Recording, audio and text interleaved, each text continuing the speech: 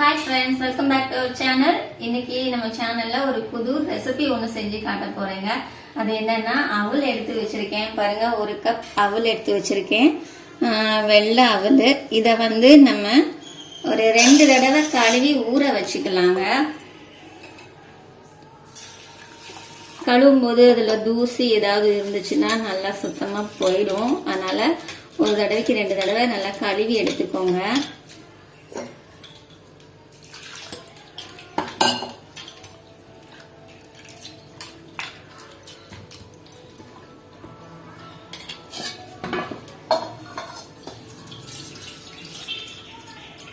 கடலைப்பருப்பு எவ்வளோ நேரம் ஊறணும்? ஒரு 10 நிமிஷம் ஊறினா போதும். இது தண்ணி ஊற்றி ஊற வைக்க தேவையில்லைங்க. நம்ம கழுவி இருப்போம்ல, அந்த கழுவுன தண்ணியிலே அப்படியே ஒரு 10 நிமிஷம் விட்டுட்டு அதுவே நல்லா ஊறிடும். தண்ணி ஊற்றுனா அப்புறம் எண்ணெய் ரொம்ப குடிக்கும். அதனால தண்ணி ஊற்றாம அப்படியே ஊற வச்சிருங்க. இப்போ நம்ம இந்த எடுத்து வச்ச காயெல்லாம் உருளைக்கிழங்கு தோல் சீவி காய் திருவில வச்சு திருவி எடுத்துக்கலாம். வெங்காயம், கொத்தமல்லி தழை, கருவேப்பிலை இது எல்லாத்தையும் பொடி பொடியா கட் பண்ணி எடுத்து வச்சுக்கலாம்.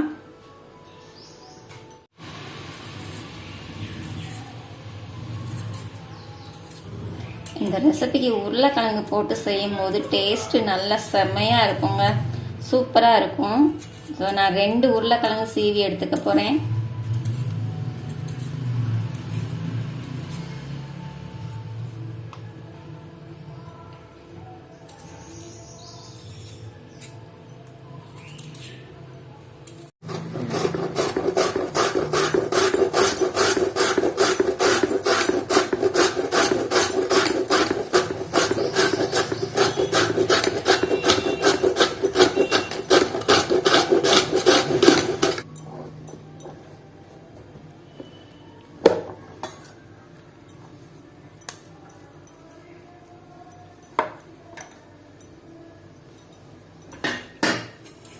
இந்த திருவுனதை தண்ணியில் போட்டு அந்த ஜூஸ் எல்லாம் எடுத்துருங்க.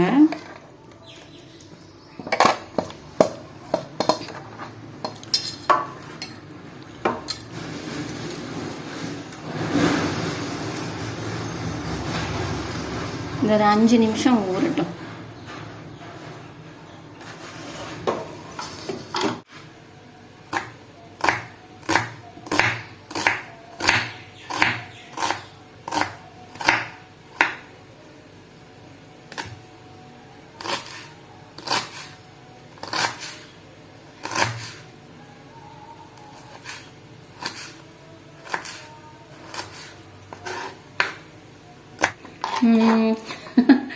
இதை அப்படியே நம்ம பிளேட்டில் மாற்றிக்கலாம்.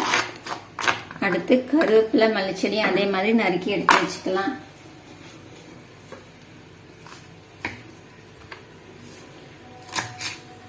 மல்லிச்செடி காம்போட எடுத்துக்கோங்க, ஏன்னா ரொம்பவும் கட் பண்ணி வேஸ்ட் பண்ணிட வேண்டாம். இதில் தான் நமக்கு சத்து நிறைய இருக்கும் இலையை விட.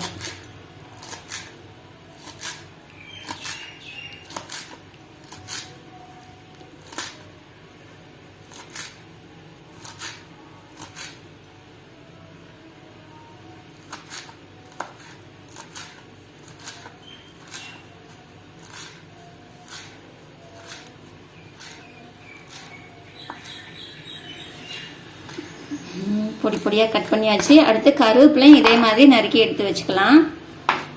கருவேப்பிலை ஓரளவுக்கு உருவி வச்சுருக்கேங்க. இதையும் நம்ம பொடியாக நறுக்கிக்கிடுவோம். நீங்கள் கருவேப்பிலை எந்த டிஷ்ஷு செஞ்சாலும் அதில் நிறைய கருவேப்பிலை சேர்த்துக்கோங்க. இது நம்ம முடியோட வளர்ச்சிக்கு ரொம்ப நல்லதுங்க. கருவேப்பிலை நம்ம எந்த அளவுக்கு நம்ம சேர்க்குறோமோ அந்த அளவுக்கு முடி நல்லா வேகமாக வளரும், கருப்பாகவும் வரும். சட்னிலலாம் கருவேப்பிலை அதிகமாக சேர்த்துக்கலாம். கருவேப்பிலை துவையல் செய்யலாம். இதையும் தனியாக எடுத்து வச்சுக்கலாம் ஒரு பிளேட்டில்.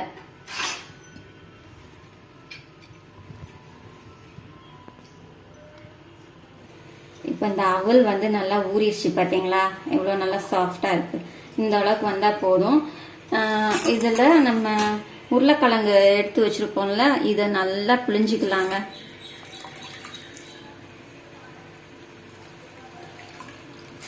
தண்ணி இல்லாமல் நல்லா புழிஞ்சுக்கோங்க.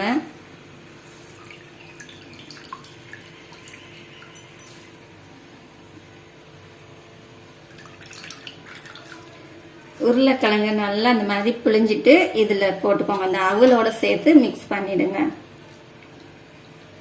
அவ்வளோதான், எடுத்தாச்சு. இப்போ இது கூட நம்ம நறுக்கி வச்சது எல்லாத்தையும் போட்டுக்கலாம். 2 வெங்காயம்,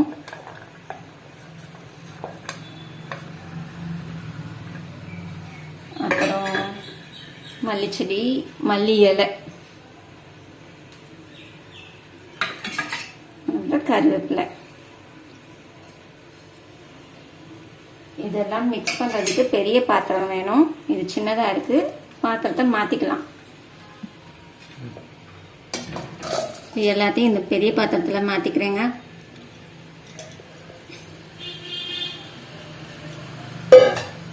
மாத்திட்டு இது கூட நம்ம அடுத்ததா காரத்துக்கு மிளகாத்தூள் போட்டிருக்கிறேன். 1 ஸ்பூன் அளவுக்கு சேர்த்துக்கிறேன். உங்களுக்கு காரம் எந்த அளவுக்கு வேணுமோ அந்த அளவுக்கு நீங்கள் சேர்த்துக்கோங்க. அப்புறமா இஞ்சி பூண்டு பேஸ்ட், இது ஒரு 1.5 ஸ்பூன் அளவுக்கு வரும், இதை சேர்த்துருக்கேன். அப்புறம் இது கூட ஒரு முட்டை உடைச்சி ஊற்றிக்கலாங்க.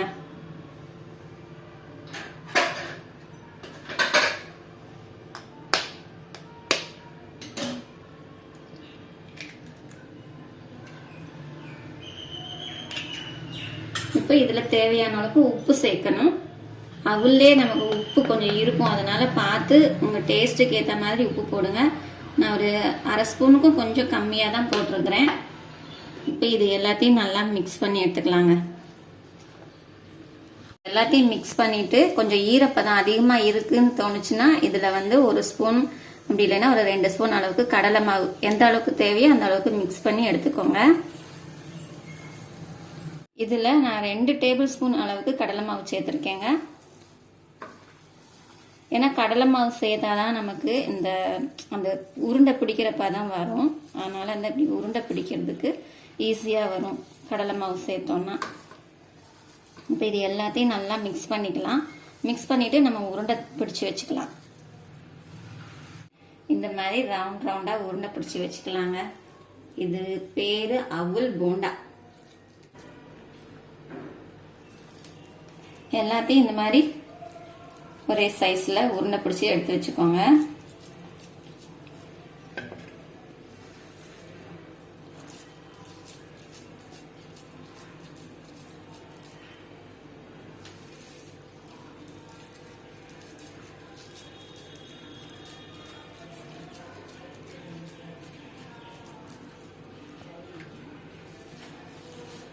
எல்லாத்தையும் உருண்டை பிடிச்சாச்சு. இப்போ நம்ம இதை எண்ணெயில போட்டு பொரிக்க வேண்டியதுதான்.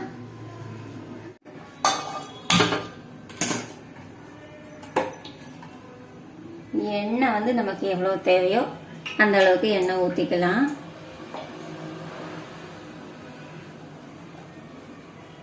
இப்போ இது எண்ணெய் நல்லா சூடாகட்டும். எண்ணெய் இப்போ நல்லா சூடாயிடுச்சு. இதுல ஒண்ணு ஒண்ணா போட்டலாம்.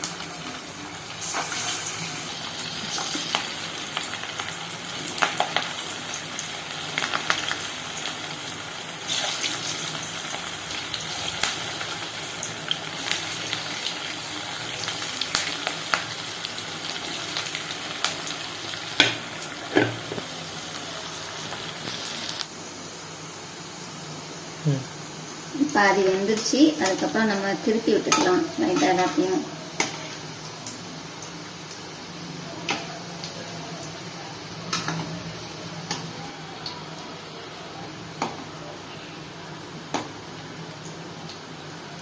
இந்த அளவுக்கு வெந்தா போதும். கலர் மாறிடுச்சு. இப்போ நல்லா வெந்திருக்கும். இந்த அளவுக்கு வெந்ததுக்கு அப்புறம் எடுத்துடலாங்க.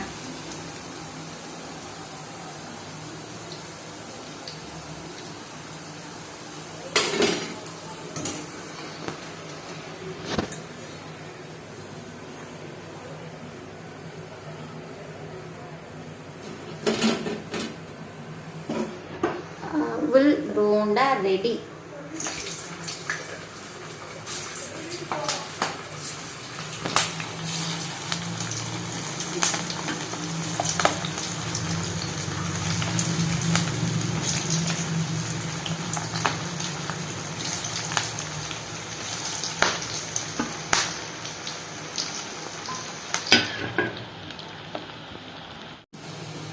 இதுவும் நல்லா வெந்துருச்சு. இதையும் எடுத்துடலாம். பாருங்க, எண்ணெய் வந்து அவ்வளவா குடிக்கல, நல்லா எண்ணெய் சுத்தமா இழுக்கல.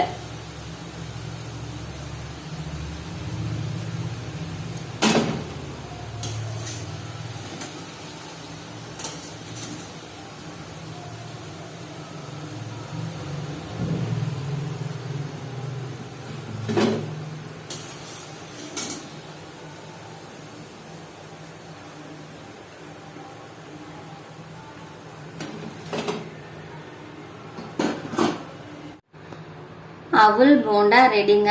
இப்போ இதை நம்ம டேஸ்ட் பார்த்துடலாம் எப்படி இருக்குன்னு. பாருங்க, சூப்பரா வெந்திருக்குங்க.